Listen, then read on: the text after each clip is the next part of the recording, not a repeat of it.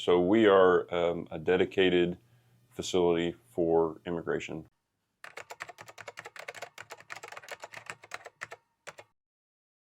We house anybody that is currently going through court proceedings or is awaiting removal.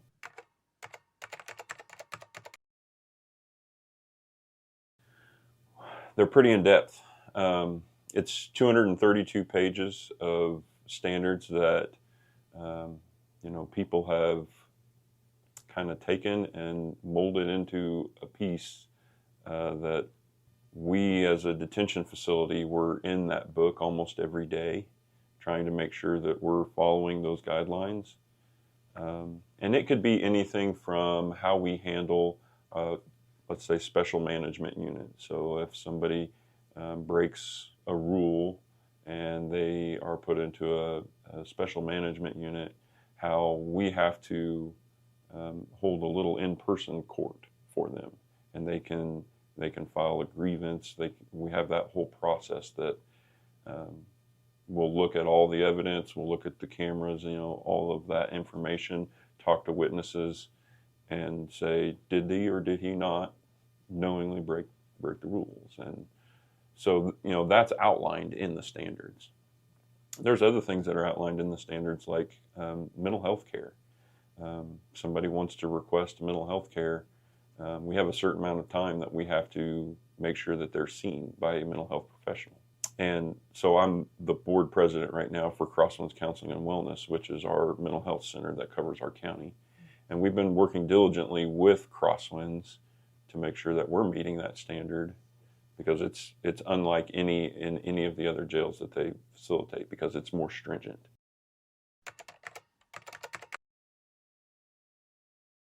I would say it's probably more stringent compared to what other facilities are required to do.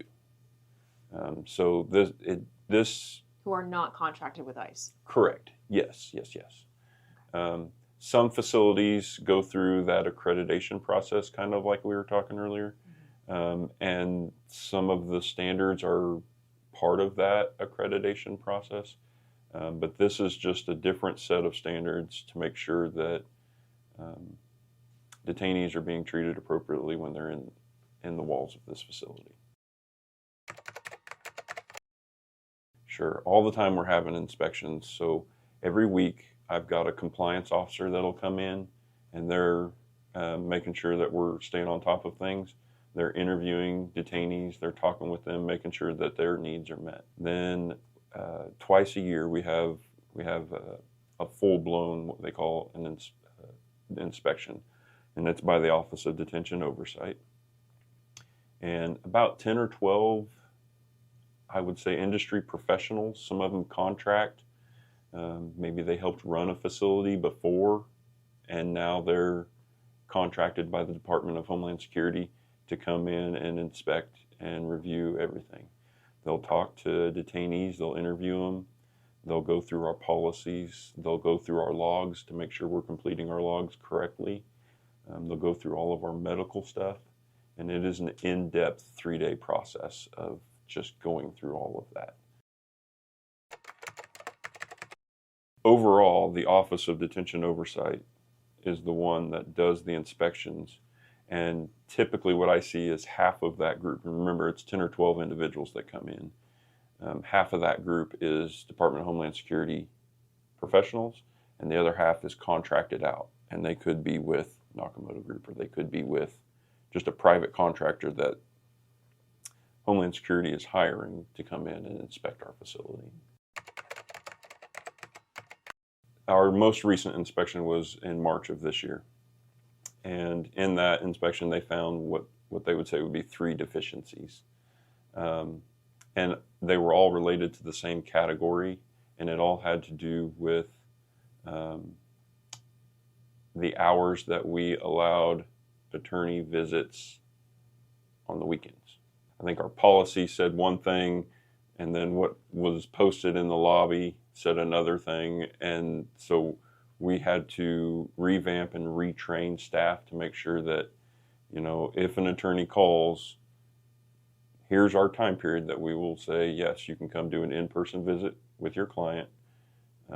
We limit those to, an hour so that you're not in there for 10 hours at a time, as long as no other attorney is trying to get in there. Yeah, we'll lengthen that if we need to. But so that would be an example of our most recent findings. But all three of them, like I said, were related to that. And so I was pretty proud of our staff for what they did for that, because it is a very in-depth process. I would say yes. And the reason that I say that is I know how good we treat people here. And I have to keep going back to that. Like, when you hear from someone that goes to a conference in Texas and they come back saying, man, people hear about your kitchen and how good you feed them and how good you're taking care of them. And then I hear from an immigration judge the same thing. You know that we're doing something right. And so if they're not being housed here, I'd be afraid if they went somewhere else and they weren't given the same level of care that I know that we're willing to give. I recently had somebody in our community that was trying to go through this process, and had an attorney that was trying to help them. And I offered at one point to write a letter of recommendation, because I feel like they want to be a productive member of our community. They want to do things the right way. And if there's anything that I can do to help expedite that process, I'd love to. And that leads me into, I would just love to see more of a streamlined process to that.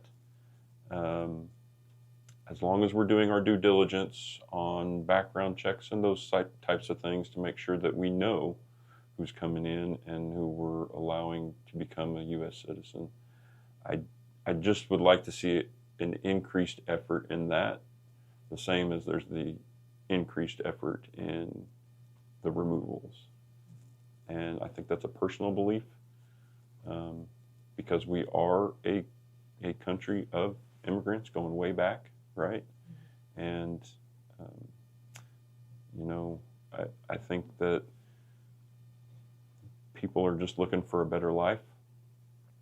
And as long as they're not here to commit crime and they want to do it the right way, they want to come in legally the correct way, I think that we should be focusing on trying to make that happen.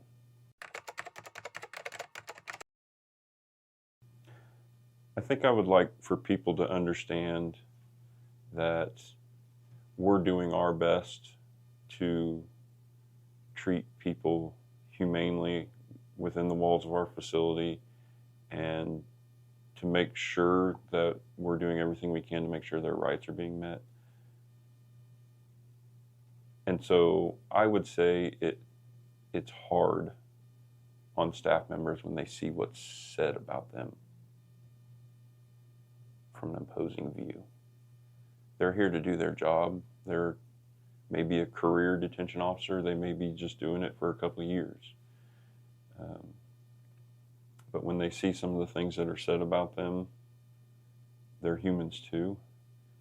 And why aren't we trying to treat everybody equally? Why aren't we trying to treat everybody the same? And I think I'd have to stand up for my staff on that, because they're here to do a job, and we've asked them to do it. I put my trust in them to do it.